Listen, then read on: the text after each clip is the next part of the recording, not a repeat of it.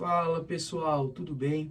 Meu nome é Vitor Lousada, sou advogado da União e venho aqui em mais um vídeo de direito administrativo da série Direto ao Ponto, com dicas pontuais e rápidas para facilitar então a revisão dos alunos. Hoje eu vou tratar de um tema que ele é essencialmente doutrinário.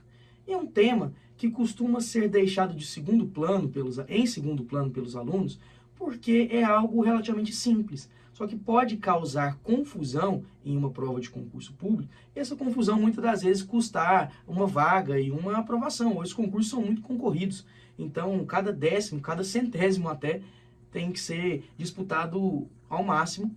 Dessa forma eu falo sobre a diferença dos elementos dos atos administrativos e dos atributos dos atos administrativos. Eu vejo muita gente confundindo as duas coisas. Quando o examinador pergunta por elementos, trazer atributos, ou principalmente quando o examinador pergunta por atributos, o aluno então aborda os elementos dos atos administrativos. E quais são, então, os elementos dos atos administrativos? Os elementos são aqueles que geralmente os alunos lembram. É o famoso mnemônico COFIFOMOB. É a competência, a finalidade, a forma, o motivo e o objeto. E os atributos? Os atributos eles têm outro mnemônico. É o PATI, PAT, que é a presunção de legitimidade, a autoexecutoriedade, a tipicidade e a imperatividade. Então nós vamos agora destrinchar cada um desses elementos e atributos dos atos administrativos. Os elementos, por sua vez, eles começam com a competência. A competência, ela é abordada por lei. A lei traz, então, um conjunto de atribuições de um agente público ou de um órgão para executar determinado ato administrativo. Essa competência, ela pode, então, ser delegada conforme a lei de recursos administrativos, sem necessariamente haver hierarquia. Cuidado que para avocação é necessária a hierarquia, mas para delegação não é necessária hierarquia. Então, essa delegação, ela não pode versar sobre atos de competência exclusiva, edição de atos normativos, nem sobre o julgamento de recursos administrativos.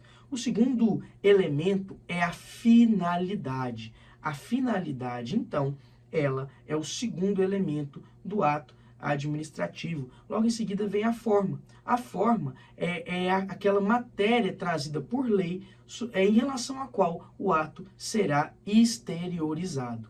Em relação ao motivo, faz necessário distinguir da forma. Porque o que é o motivo dos atos administrativos? O motivo ele é composto pelas razões de fato e de direito que compõem o ato administrativo.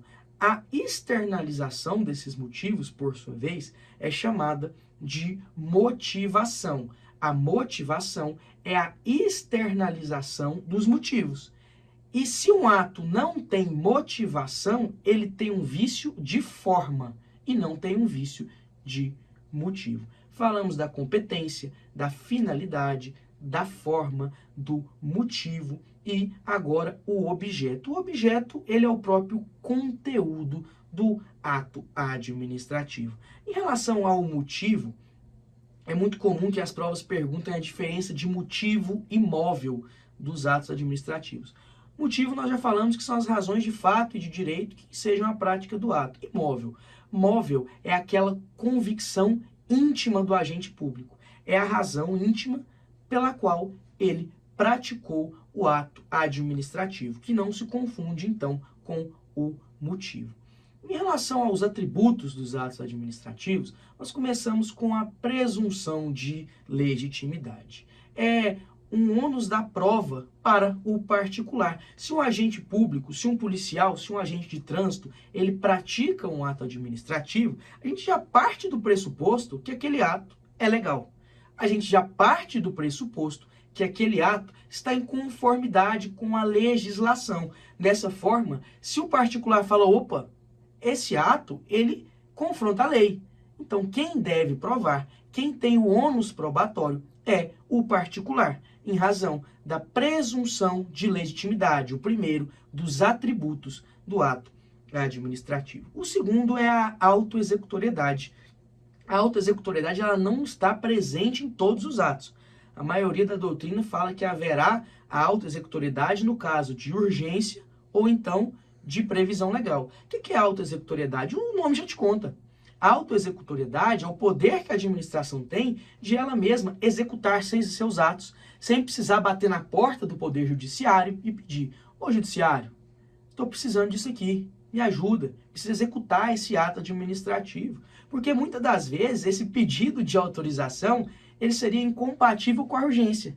Imagina que ali nós temos uma ambulância que precisa passar e um caminhão ele está estacionado de modo a impedir essa passagem.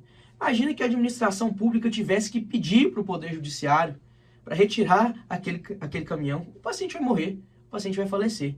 Então, nesse caso, a urgência justifica a autoexecutoriedade do ato. Uma multa, por exemplo, ela não tem autoexecutoriedade.